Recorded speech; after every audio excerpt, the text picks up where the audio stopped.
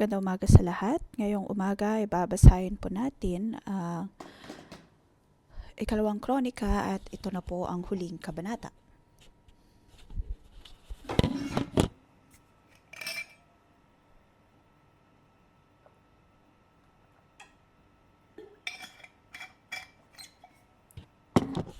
Sa mga katanungan na mayroon tayo ay ito po ang pinakahuling libro at ano ang espesyal pagdating sa pagtatapos nito, ano ang sinasabi nito sa atin.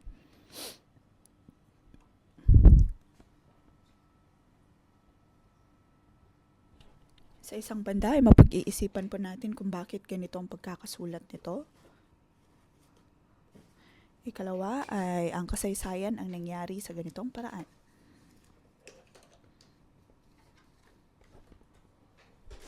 Makikita po natin dito kung paano ang kaharian ay naging kakaiba at lumala ng lumala.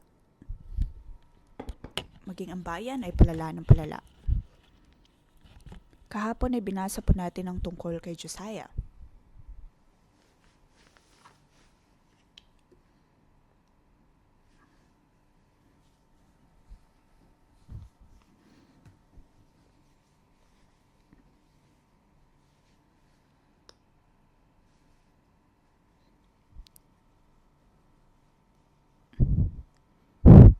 Sa kamatayan ni Josiah ay mapapansin po natin ang paglabo din ng pananampalataya ng mga tao o ng Juda. Matapos ang 4 na hari,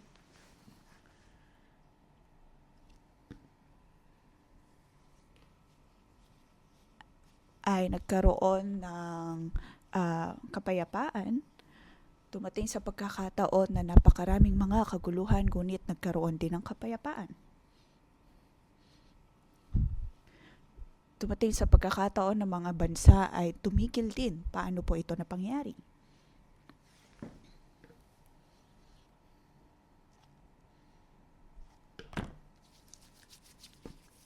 Mapapansin po natin na mga nakatala sa kronika at mga hari ay medyo magkaiba.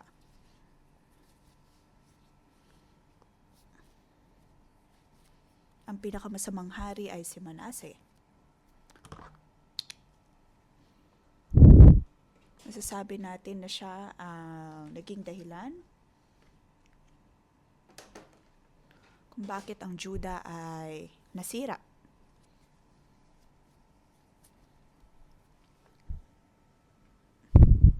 Maging si Manase ay ganito po kasama na hari. Ngunit siya ay humingi ng tawad at ang Diyos ay nagpakita ng kanyang habag at bayaya. Siya ay inahalin tulad sa isang hayop na nakatali. Ngunit siya ay humingi din ng tawad. Pagkatapos ay binilik siya ng Diyos sa Jerusalem.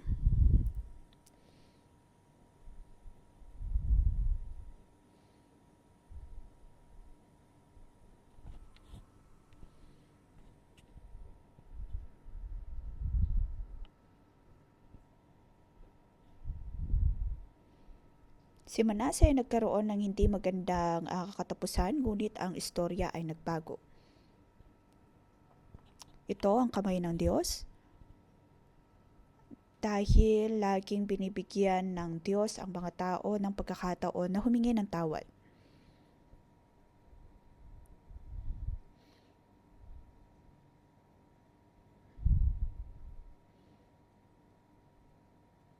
Madalas sa mga tao ay nakakalimot o kaya ay sinasawalang bahala ang kalooban ng Diyos.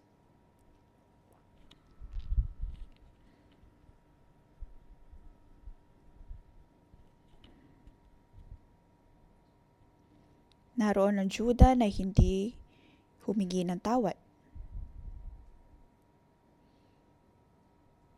At naging ganito po ang katapusan ng Juda. Makikita po natin na bago ang paghuhusga ng Diyos, siya ay nagpapakita ng kanyang habag at biyaya at hindi niya kailanman iniwan ng Juda.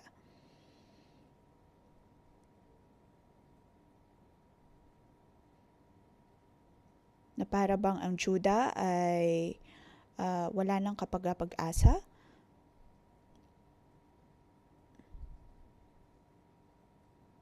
Para ba sinira ang kanilang sarili? Aking pinamagatan ng kabanatang ito.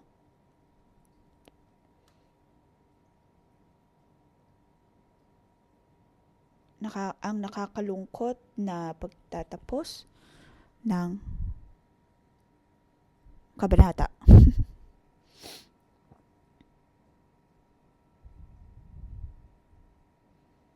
Ang isang bansa ay maaari din pong umabot sa katapusan.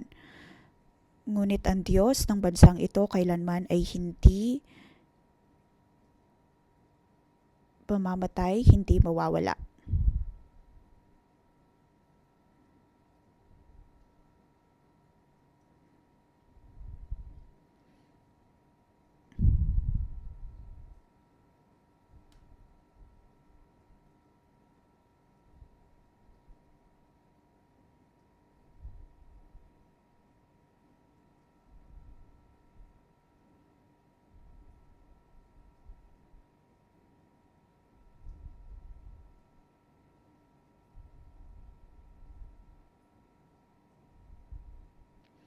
Kung kayo po ang mga Hudyo ng mga panahon na yon, may mga kamag-anak marahil o kaya kapitbahay,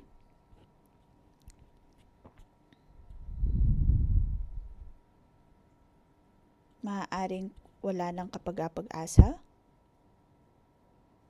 Ngunit paano naman ang Diyos ng Israel?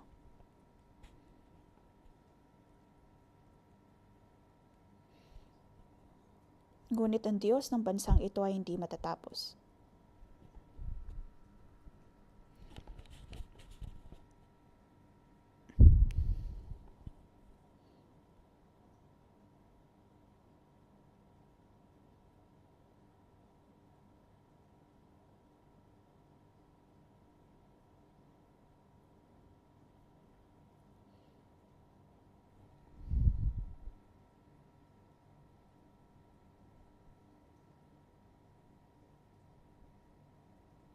Makikita po natin kung paano ang mga tao minsan ay walang kapag-asa.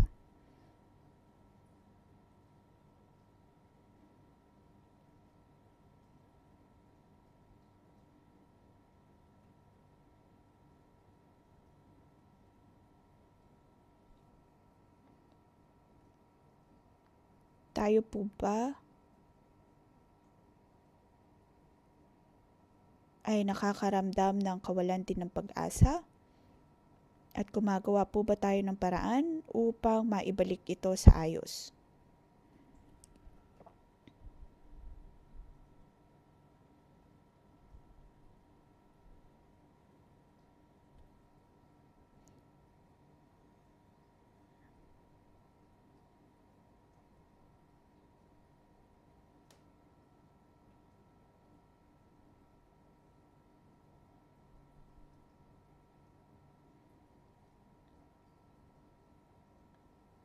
Para sa henerasyon na nahihirapan, maaaring wala nang kapag-asa, ngunit para sa manunulat, mayroon siyang perspektibo na nagmumula sa Diyos o kaya mula sa kalingatan, kung saan kanilang nakikita na mayroon pa ring pag-asa. Hindi siya nangungusap lamang sa henerasyon na pawala na, ngunit nangungusap din sa henerasyon na susunod sa kanila. Sisimulan ko ang kabanatang ito sa dulo. Chapter 22 hanggang 23.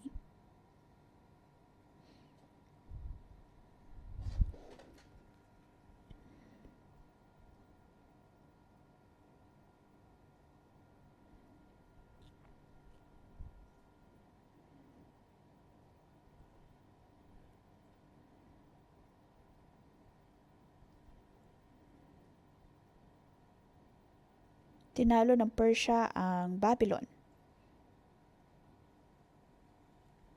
At ang lahat ng mga bansa ay nasa pamumuno ng Persia.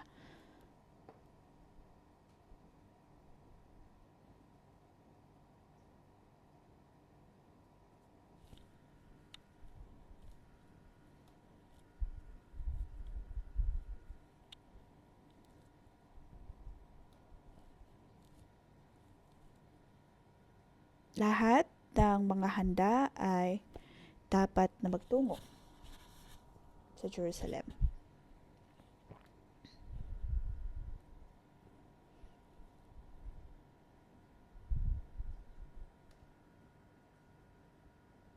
Naalala ko, sa tuwing tinuturo ko ang libro ng nito, gumagamit pa tayo ng silindro, para bang selyo ang itsura, pahiga ang itsura.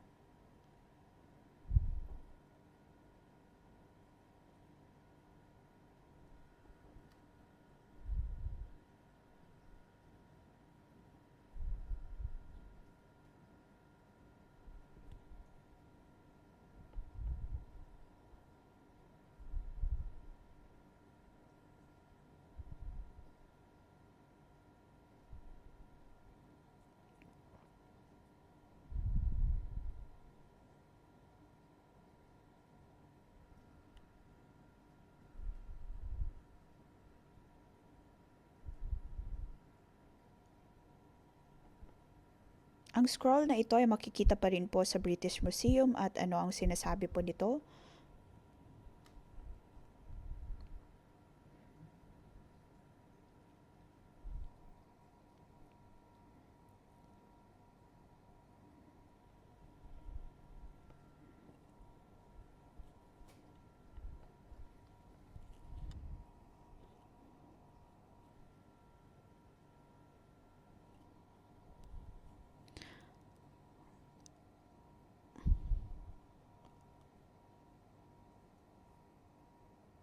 Ang Diyos ay naroon. At ano po ang sinasabi po nito ng Biblia? Ang sinasabi po ng Biblia ay hindi po fiction dahil mayroon pong uh, katuturan ito ayon sa kasaysayan.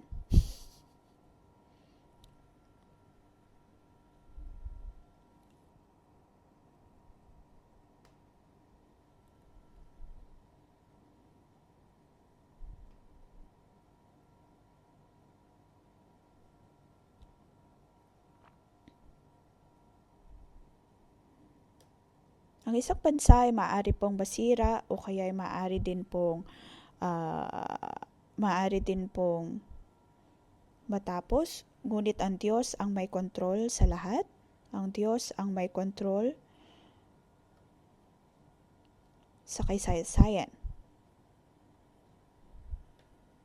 At masasabi po natin na ang libro ng Kronika, sa panahon ng ito'y maisulat,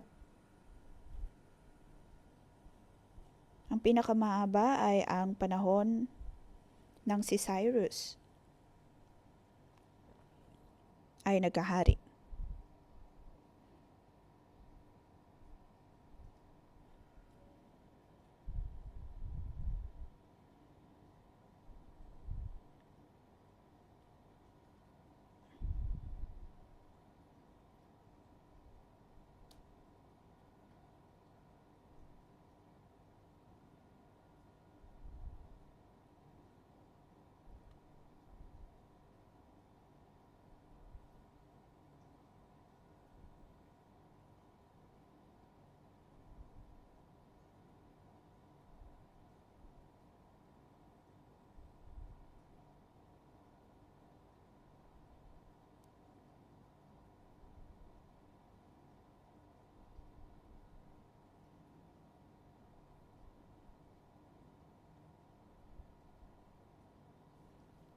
Doon ay kanilang ginawa ang lahat ng kanilang makakaya upang maibalik mulit sa ayos ang kaharian.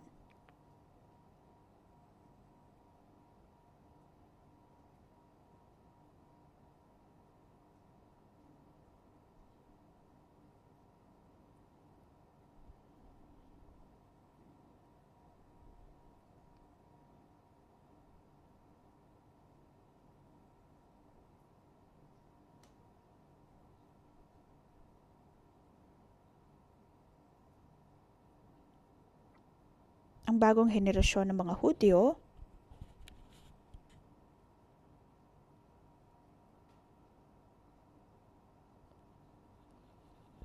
Kung kanilang uulitin ang mga pagkakamali na ginawa ng kanilang mga ninuno at patuloy na gagawa ng mga bagay na hindi kalugod-lugod sa Diyos, ang pagbabalik na ito ay walang halaga.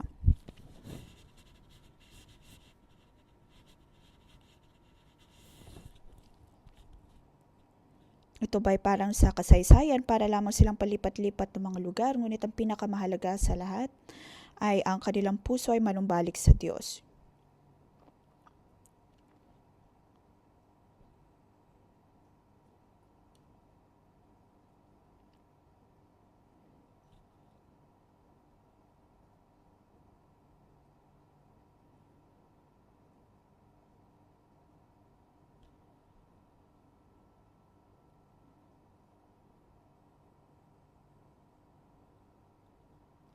May mga hari na gumawa ng mabuti, ngunit mayroon ding mga hari na gumawa ng masama. At paano kumilos ang Diyos sa lahat ng to? Sa pag-ipon o kaya pagpatong-patong ng mga kasalanan na ito, naroon pa rin ang Diyos.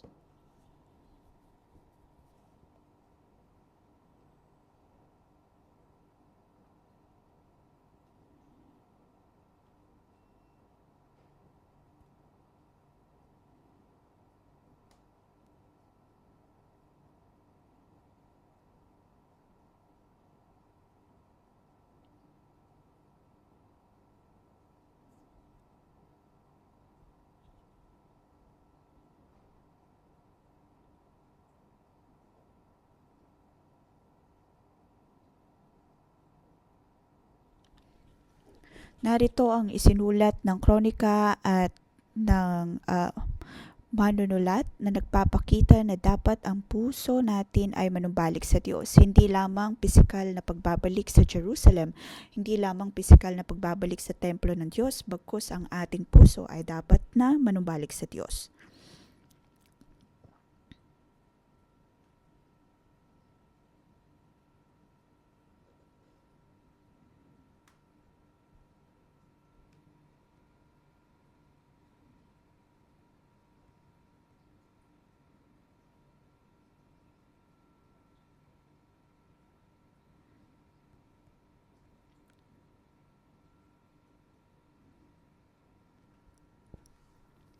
Verse 1 to 13, ito po ay tungkol sa apat na mga hari.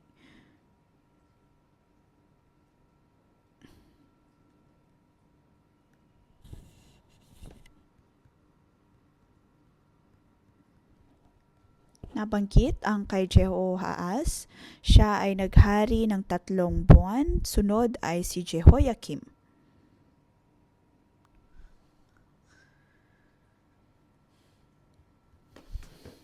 Si Jehoiakim ay 25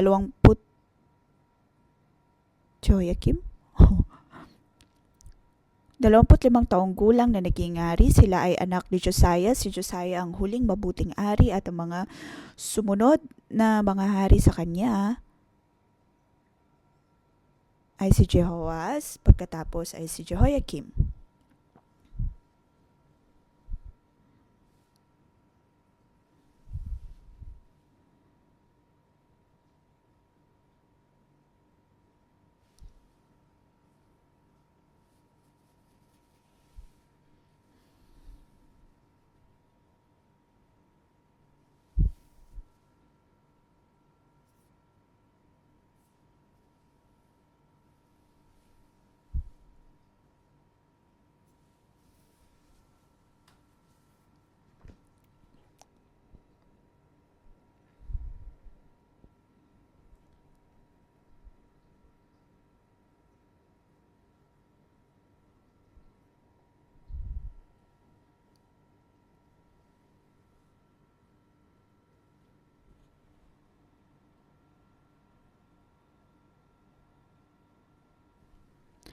Ang kapangyarihan ng Assyria ay pahina ng pahina at ang imperyo naman ng Babylon ang patuloy na lumalakas na maging ang Ehipto ay hindi po nila ito matigil.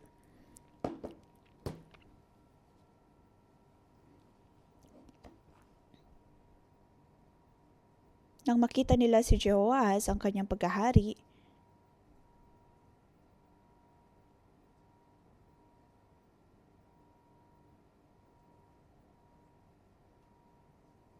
nahuli nila si Jehoahaz o kaya nabihag.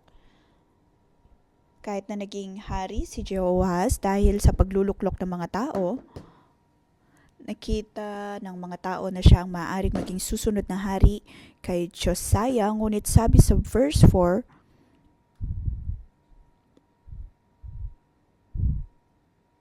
dinala siya ni Neco sa Ehipto. Binihag siya ni Neco sa Ehipto. Verse 5, tungkol naman kay Jehoiakim. Siya po ay kuya ni Jehoahaz. Siya ang mas nakakatandang kapatid, ngunit bakit hindi siyang sumunod na hari? Dahil si Jehoiakim ay hindi kasing buti ni Jehoahaz at siya ay naghari ng 11 taon.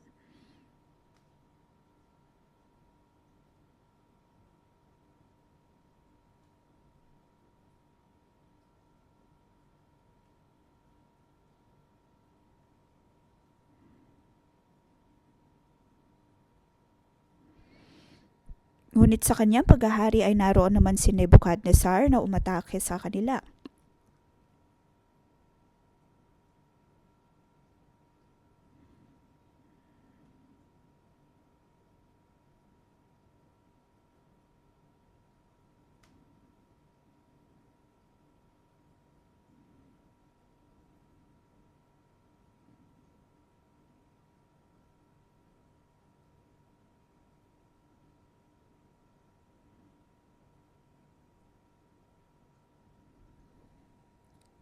Sabi po dito, ang iba pang mga pangyayari sa panahon ni Jehoiakim, pati ang kasamang ginawa niya at ang iba pang kasalanan na nakasulat sa kasaysayan ng mga hari ng Israel at Juda. Pumalit naman ay si Jehoiakim na anak ni Jehoiakim. Siya ay naghari ng 3 buwan at 10 araw.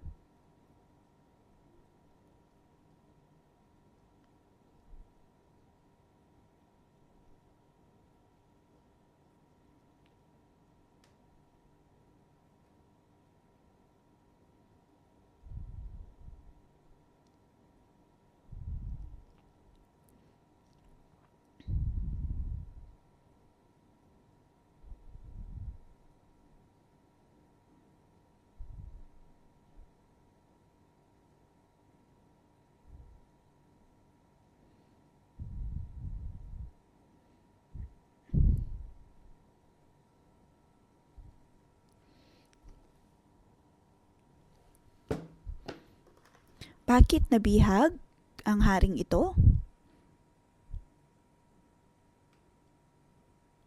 Matapos lamang ang 3 buwan, iyon ay dahil siya ay gumawa ng masama sa harap ng Panginoon. Siya ay gumawa ng napakaraming mga masamang bagay, ngunit hindi na ito naisulat ng mga manunulat dahil ganun siya kasama. Ang lahat ng mga haring ito ay mayroong kontribusyon sa kasamaan ng bansa. 3 buwan at 3 buwan. 11 taon, pagkatapos sumunod ay 3 buwan lamang. Verse 11, si Zedekiah ay naging hari. Siya ay naghari at muli 11 taon na paghahari. 3 buwan, 11 taon, sunod 3 buwan ulit, pagkatapos ay 11 taon.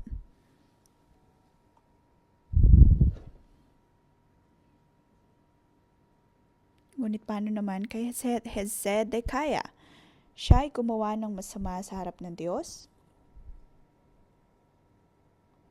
at hindi siya nagpakumbaba sa Diyos.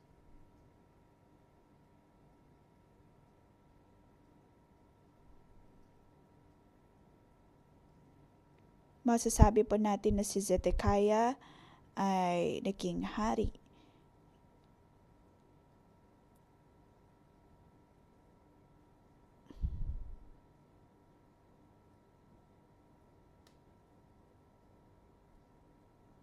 ang hari ay naroon. Bakit nagpadala ang Diyos ng mga propeta?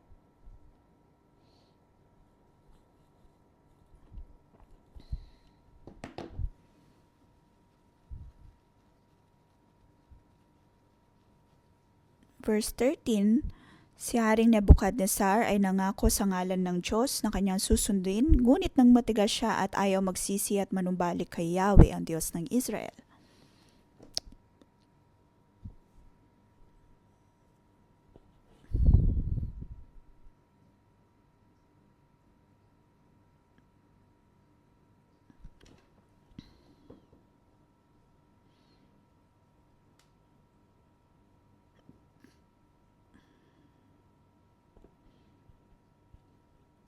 Pinatigas ni Hezekiah ang kanyang puso. Siya ay nagrebelde laban sa Diyos.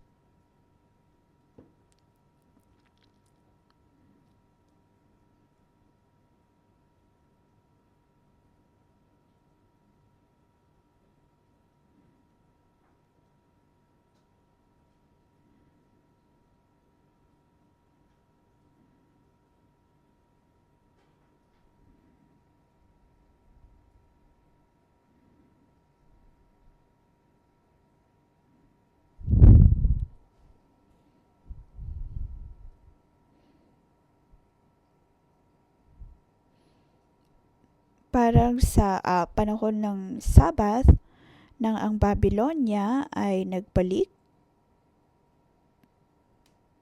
dahil ang Ehipto ay nagtungo sa norte at iyon ay naging dahilan upang mawalan ng seguridad ang Babylon. Kaya naman nalipol maging ang Jerusalem. At bumalik na nakipaglaban sa mga Ehipsyo.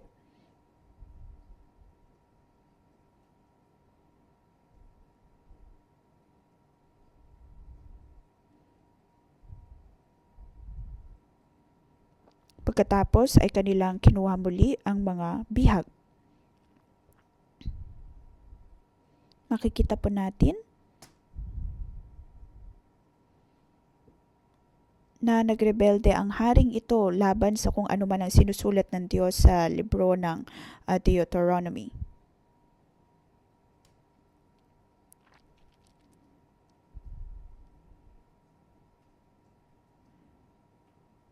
Sunod, verse 14 hanggang 21.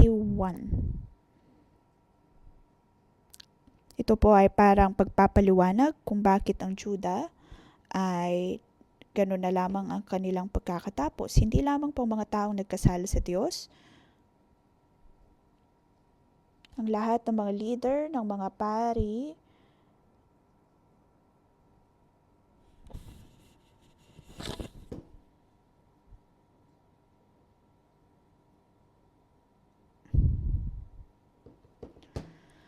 nabanggit po dito na ginawa nila ang lahat ng hindi kalugod-lugod sa harap ng Diyos.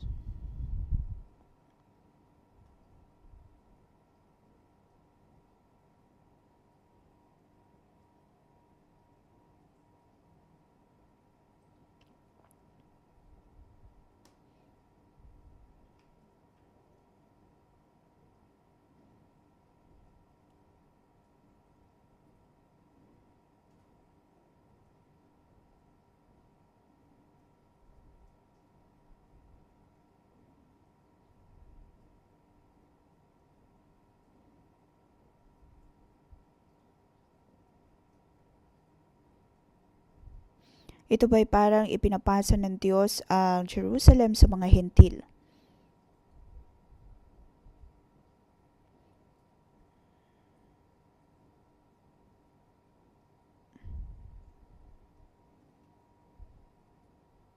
Walang makakasisira sa Jerusalem,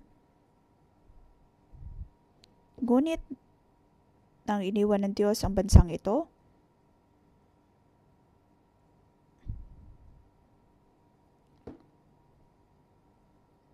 naroon na nasira din ang Jerusalem o ang Judah. Verse 15.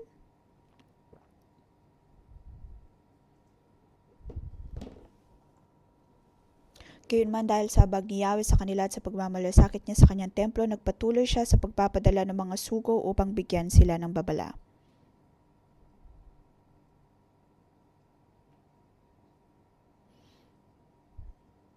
Bawat araw ay mayroong pagbibigay babala, ngunit hindi nila pinakinggan ang salita ng Diyos, bagkus ay patuloy pa silang kinamuhian. Nang marinig nila ang salita ng mga propeta, hindi sila handa na humingi ng tawad.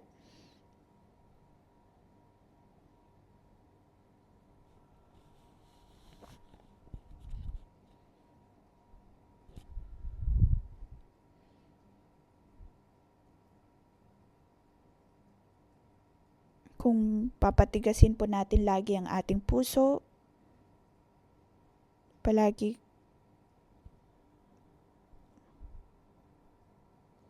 mayroong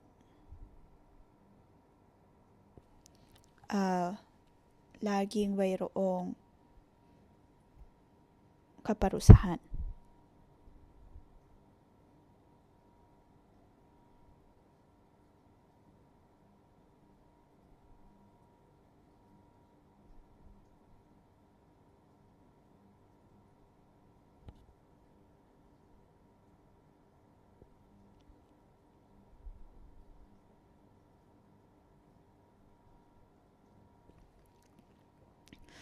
Verse 21, ito ang katuparan ng payag ni Jeremias ng lupain ay mananatiling tiwangwang sa loob ng 70 taon upang makapagpahinga.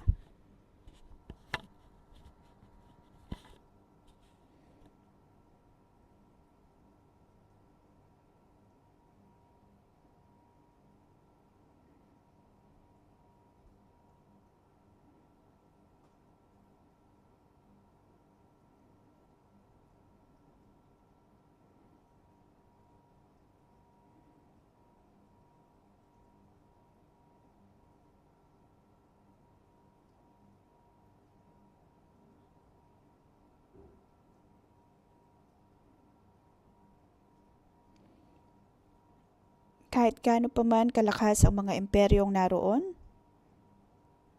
kung sila ay matatapos, sila ay matatapos.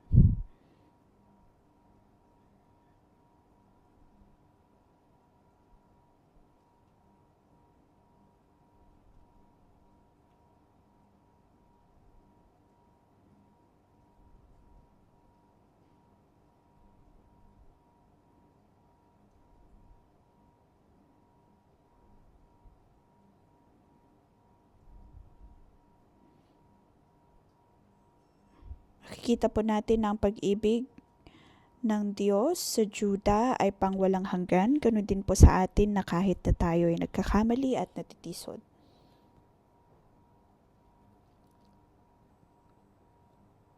Ang pag-ibig ng Diyos ay hindi nawawala, dahil ang kanyang mga mata ay laging nakatingin sa kanyang mga tao.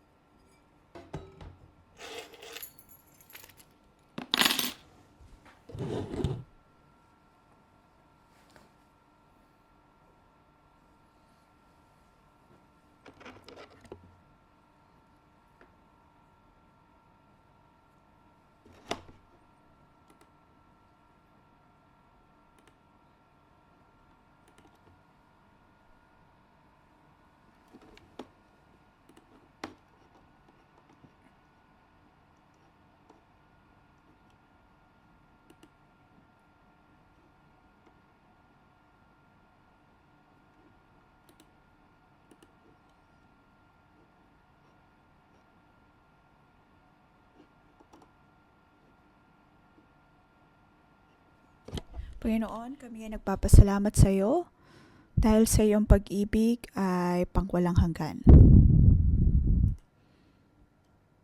Panginoon, sa pamamagitan ng iyong mga salita ngayong umaga, iyong pinapakita na iyong minamahal ang iyong mga anak. Ngayon, O Diyos, amin pong ibinibigay ang aming pasasalamat sa iyo dahil lagi mo kaming binibigyan ng pagkakataon.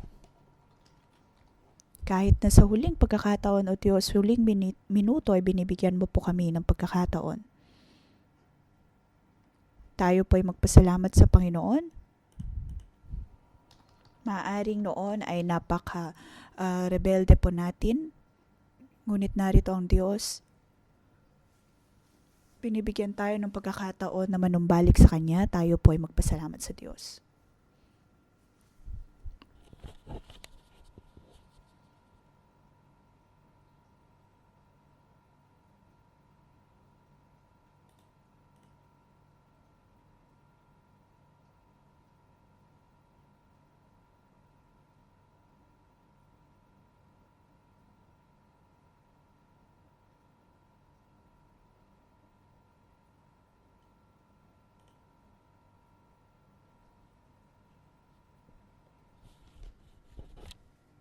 Panginoon, ako ay nagpapasalamat sa iyo. Ikaw ay napakabuting Diyos. Mayroon kang hindi natatapos, hindi nagmamaliw na habag at biyaya. Kailanman ay hindi ka sumusuko sa amin.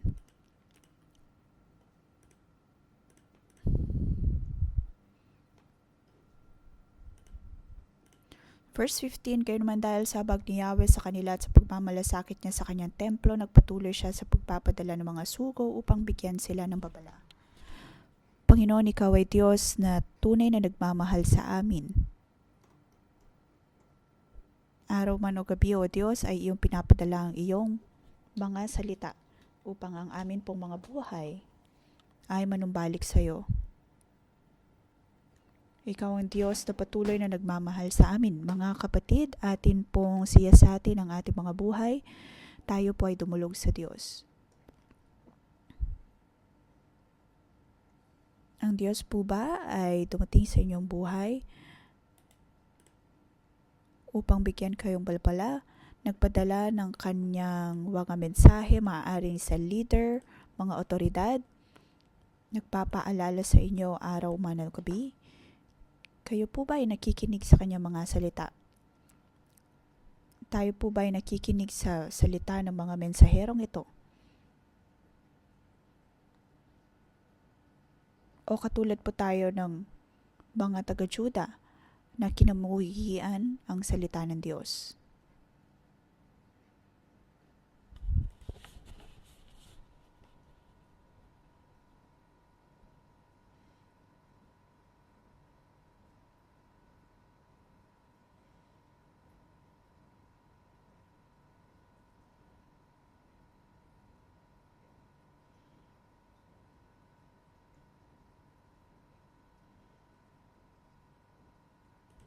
Kung ang banal na Espiritu ay narito na nagpapaalala sa inyo, maaari po ninyong hitong hinga ng tawad upang kayo ay mapatawad.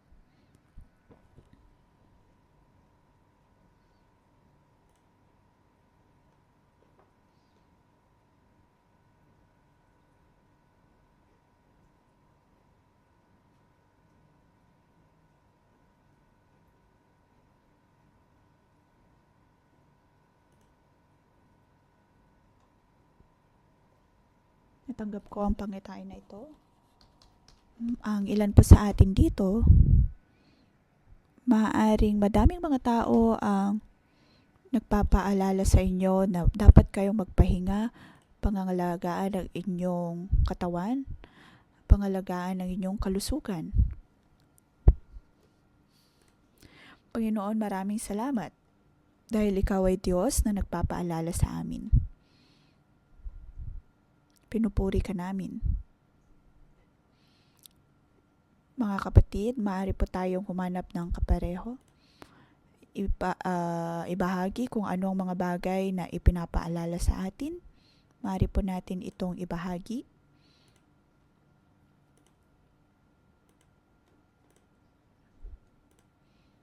Ipanalangin ang bawat isa.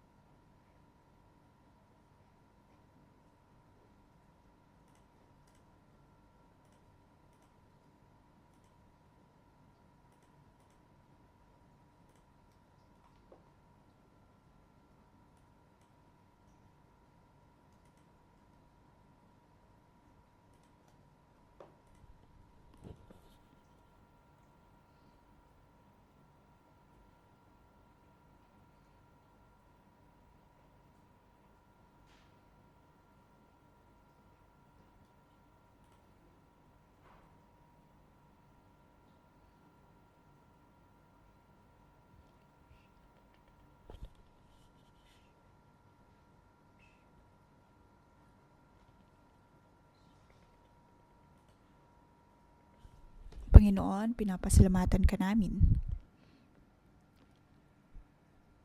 Dahil ang iyong pag-ibig ay pangwalang hanggan. At sa pamamagitan ng mga tao, pamamagitan marahil ng aming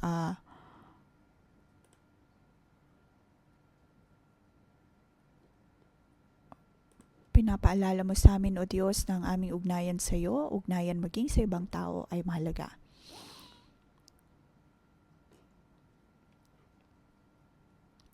Tulungan mo kami, O Diyos, na pakinggan ang iyong mga salita sa pamamagitan ng mga taong ipinapadala mo. O sa pamamagitan mga sitwasyon na mayroon kami upang kami ay makahingi ng tawad.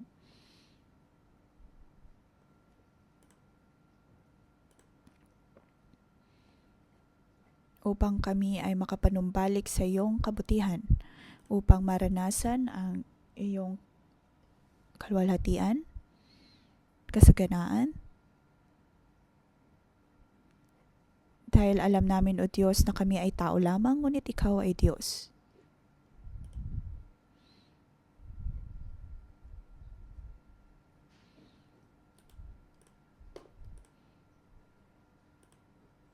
Panginoon, tulungan mo kami na pahalagahan ang aming ugnayan sa iyo. Panginoon, kami ay dumutulog sa iyo. Naway, tulungan mo kami. Maraming mga tao, bagay na nagpapaalala sa amin na dapat kaming magpahinga dahil ikaw ay Diyos. Ngunit madaming beses na lagi kong sinasabi, ang dami kong kailangang tapusin. Ngunit Panginoon, tulungan mo ako na tumingin sa iyo. Ikaw ang Diyos na may kontrol ng lahat.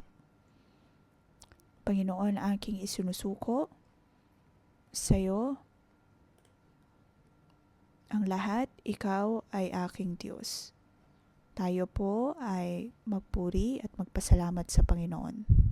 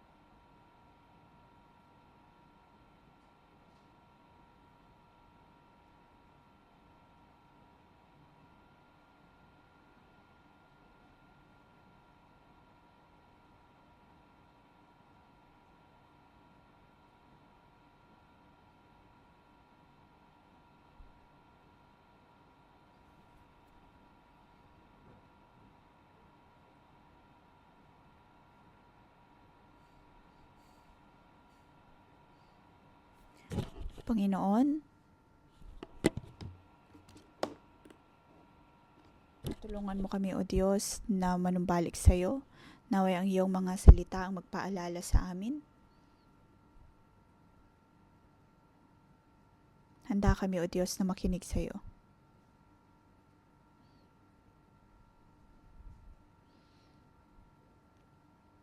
Panginoon, tulungan mo kami na manumbalik sa iyong kalooban. Sa libro ng Kronika,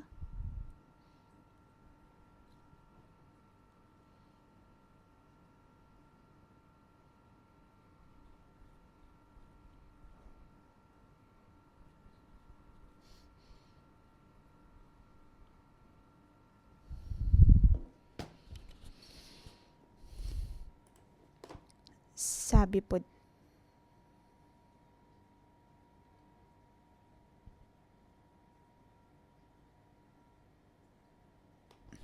nasusulat sa libro ng Kronika kung ang hari ay gumawa ng masama o hindi.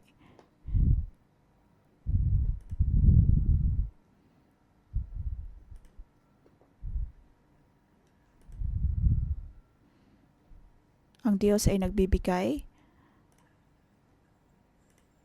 ng kanyang habag at biyaya. Tayo po ay tinatawag ng Diyos. Nais ng Diyos na tayo ay maging mapanalangin. Laging ipanalangin ang mga nasa lupa upang lumayo sa kasalanan. Ang Hong Kong ngayon ay humaharap ng isang krisis. Tayo po ay templo ng Diyos. Ang presensya ng Diyos ay nasa atin. Ating ipinalangin na tanggalin ng Diyos ang lahat ng mga sumpa, ang lahat ng kalungkutan.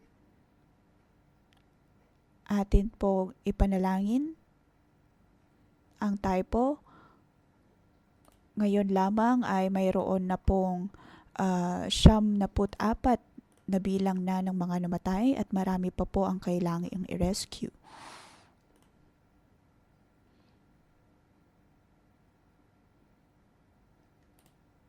Naniniwala ako na kahit pa nangyari ang nakalulungkot na bagay na ito, marami pa rin ang Diyos ay mayroon pa rin magagawa. Atin pong suportahan ang Hong Kong sa pamamagitan ng panalangin. naway manumbalik ang mga tao sa Panginoon.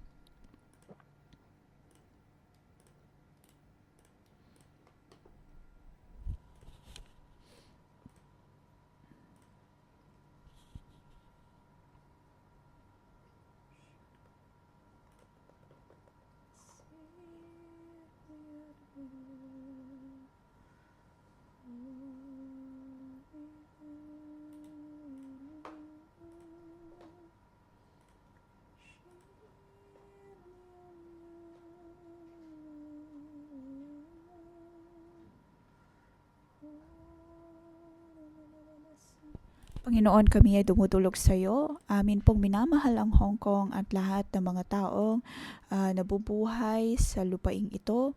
Panginoon, nakikita namin ang sitwasyon ng mga tao sa Taipo. Ang lahat ng mga nasaktan, nawalan ng pamilya, nawalan ng tirahan.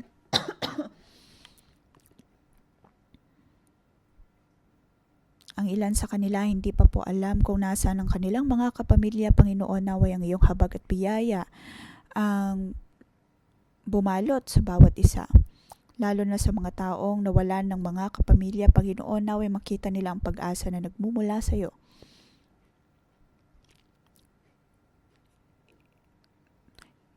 Hindi lamang kami mananalangin, O Diyos, pagkus ay tulungan mo din kami na makita kung paano namin sila matutulungan.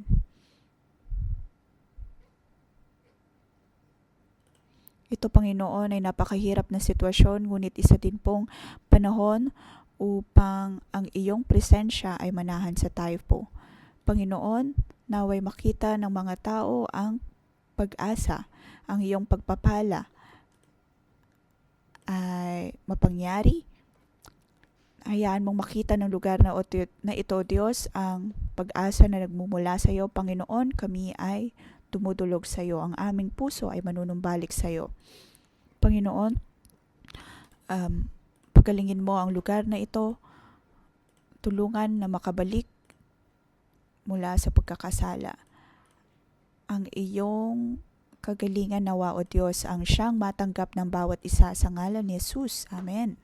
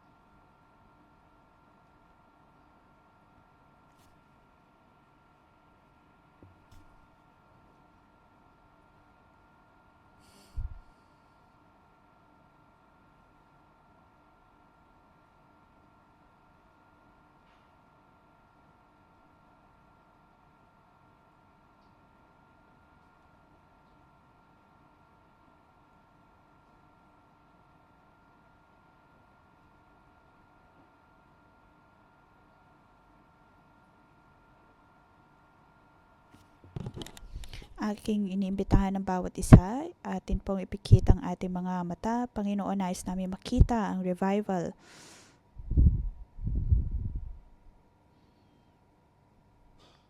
Sa pamamagitan ng mga kronika,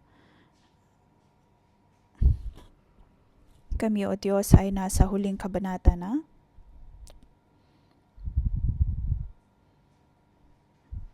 Panginoon, narito na ginamit mo ang mga salitang ito upang kami ay paalalahanan.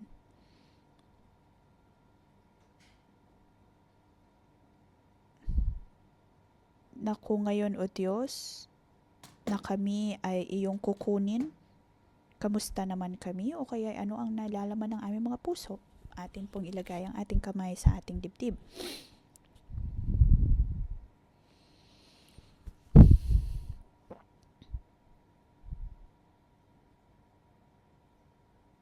Panginoon, hinayaan po ba namin na maging Diyos ng aming buhay ang ibang mga bagay imbes na Ikaw?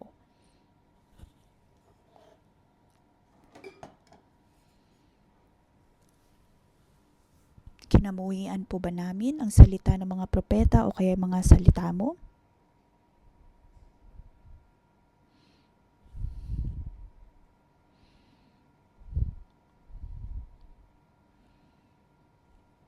May mga pagkakataon po ba o Diyos na ayaw namin pakinggan ang sinasabi ng aming mga cell leader, spiritual na otoridad at pinilit na gawin kung ano man ang nais namin? Panginoon, ano ang iyong komento sa amin? Kami po ba ang gumawa ng kamalian? Mayroon pa rin po bang kawalan ng pagpapatawad sa aming mga puso? Na hindi kayang patawarin ng mga taong nakapanakit sa amin?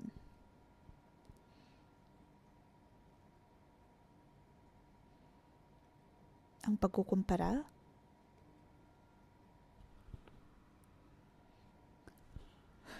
Hinuhusgahan ng iba?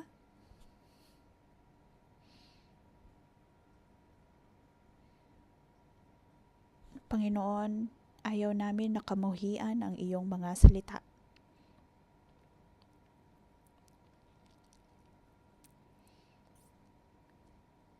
Bawat hari, kahit na sinabi mo o Diyos na sila ay gumawa ng mabuti, ngunit maraming mga hari ang naging mayabang at palalo at iniwan ka. Maraming mga hari gumawa ng kamalian sa iyong mga mata, hindi nakikinig dahil hindi nakikinig sa iyong mga salita. Panginoon, sa pamamagitan ng kanilang mga buhay, amin pong sinisiyasat ang aming puso at nais na tumugon sa iyong pag-ibig. Hindi lamang ang mga tao sa taypong nangangailangan ng iyong habag at biyaya.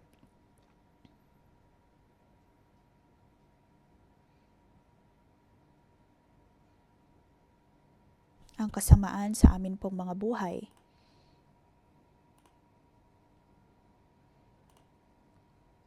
Panginoon, nais naming manumbalik sa iyo.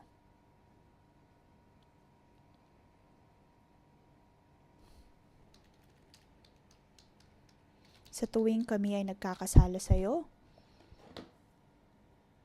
o marahil ang aming interaksyon sa iyo, tulungan mo kami o Diyos na manumbalik sa iyo. Ang aming puso ay dapat na manumbalik sa iyo. Ang iyong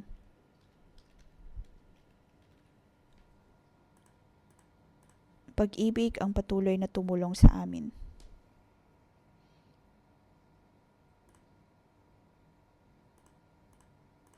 Lahat o Diyos na hindi kalugod-lugod sa iyo ay dapat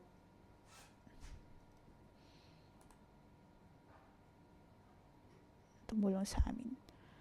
Panginoon, amin pong itinataas ang aming buhay sa iyo. Kahit na napakaraming mga pagsubok sa amin pong mga buhay, ang iyong kamay ang patuloy na tumutulong sa amin. Atin pong itaas ang ating kamay, tumanggap ng pagpapala. Sa ngalan ng Panginoong Hesus, sa aking pinagpapalang bawat isa, maging ang aking sarili. Ng ating buhay, sa ating buong buhay, gawin po natin kung anong kalugod-lugod sa harap ng Diyos, magkaroon ng kababaang loob. Naway protektahan po tayo ng Diyos. Sa mabuting mga panahon man, ikaw ay aming pupurihin. Kahit sa masamang panahon, aasa pa rin kami sa iyo. Tanggalin mo, O Diyos, ang bawat akusasyon, ang bawat pagrereklamo upang kami ay makapagtiwala sa iyo ng buong puso. Maniniwala na ikaw ang Diyos na magbibigay biyaya. Sa ngalan ng Panginoong Hesus, sa aking pinagpapalang bawat isa na matanggap ng bawat isa ang kasaganaan, kapayapaan na nagbumula sa iyo. Ang bawat kasamaan ay hindi na babalik pa. Sa ngalan ng Panginoong Hesus, kayo ay aking pinagpapala na kayo ay makasunod sa Diyos sa inyong buong buhay at maging mga maharlikang pari. Sa ngalan ni Hesus, Amen.